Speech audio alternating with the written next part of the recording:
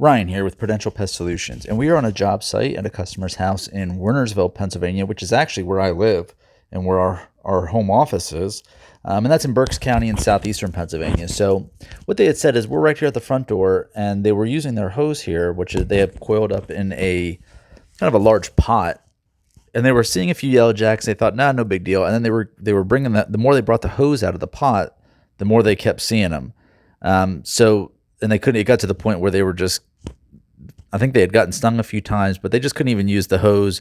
And then they were worried about, this is right next to their front door. They're like, well, if we're getting deliveries from like Amazon or food deliveries, we don't want anybody getting stung. So we got to get this taken care of. So they called Prudential Pest Solutions. We're right up the road. We came right out and we were able to get this treated. So, at first I'm thinking, is the nest inside of the pot? And it wasn't. So I moved it. I disconnected the hose. And as soon as I did that, we can see the top paper layer there of the nest. And it turns out, and you'll see later in the video when I start pulling all this out of there, all the nesting material. But, there was a lot. There was a lot of comb. There was a lot of brood cells.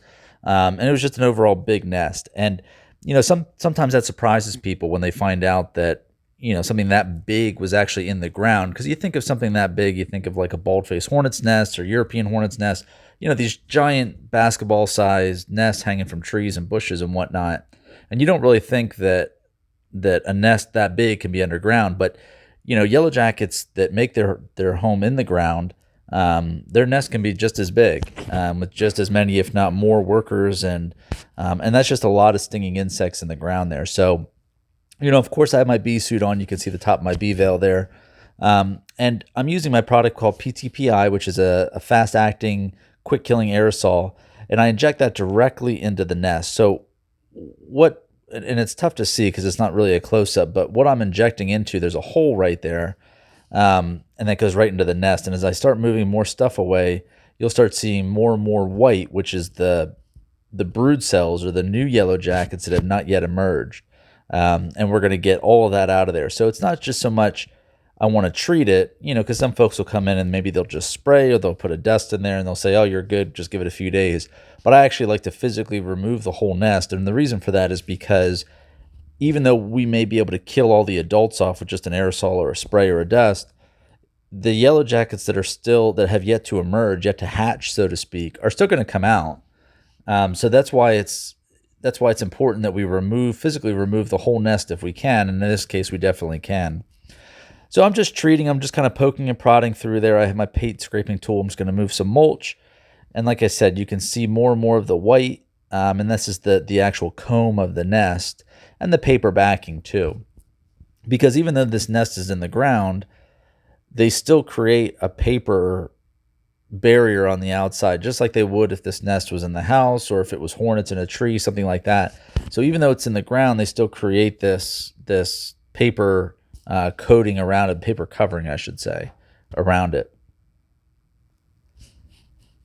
So as I'm exposing more and more of the nest and getting into more and more of the galleries, we'll start removing some of this.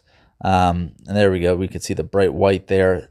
So the bright white, all that is it's the larva of the yellow jacket. So, the developmental stage goes from egg, larva, adult. And what happens is that the larva, when it gets ready to transform, I guess you could say, into the actual adult yellow jacket, is they'll cover it with like this web covering, and that's what that bright white is. So each one of those little comb holes or hexagons or whatever you want to call it, actually they're round, is going to be a larva that's about to emerge as an adult. So again, that's why, we can spray with an aerosol, we can spray with a liquid, we could use a dust, we can kill all the adults, and that's great.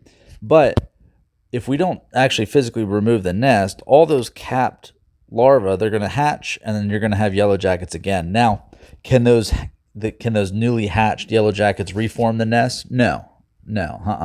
Only the queen can do that. So, but they would still see activity, which is why sometimes clients that if we just spray, or they just have a company come out and spray, it could be a few weeks still, and they're still saying like, hey, yeah, I'm still seeing yellow jackets, I'm still seeing bees or wasps or whatever.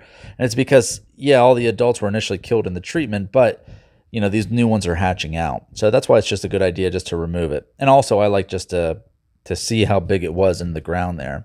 And you could see the more I'm pulling out of there, how much and how big that nesting material was.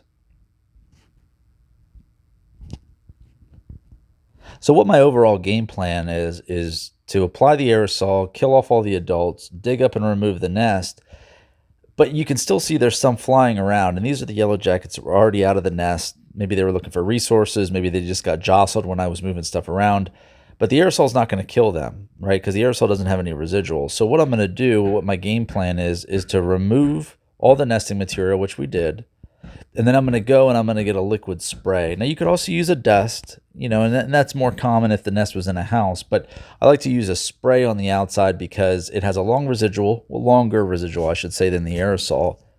But it'll kill off all those adults that are still flying around, because what they're going to do is they're going to try to come into where the nest was, right? Because they think that's their home, and they're going to try to figure out what was going on. So when they do that, they're going to come across that liquid that I spray, and it's going to kill them that way. So when I leave here after this job site, I always tell the clients, you're still going to see some flying around today. Okay, it's not going to be nearly as much and nearly as bad as it had been, but you're still going to see some flying around today. And the next day or two, you really shouldn't see any. Maybe one or two, but you really shouldn't see any. And by the end of the week, you definitely shouldn't see any. And if that's not the case, I always tell them to give me a call or text, and we come right back out, because of course we're going to warranty all of our work. So you can see here, I have many different options and equipment that we use, but because this one was such a small area and I already had some chemical mixed up in my handheld chemical sprayer here, my B&G sprayer, I thought, well, you know what, I'm just going to use this sprayer. It's not a big area, it's just a small area. And you can see he's got the puppy there, so we don't want to just blast indiscriminately with chemical. We want to make sure that we're pretty precise in where we apply it. So, in this case, I think the chemical that I used was a product called Suspend Polyzone, which is deltamethrin. And Suspend Polyzone is nice because not only does it provide a great kill action with the deltamethrin, but it also has some compounds in the chemical itself, which allows it to last pretty long. So pretty long when I say on the outside, which could be a couple weeks, which is pretty nice. So I'm just going to kind of treat the area that they were, treat the surrounding area, hit any of the adults that are flying around.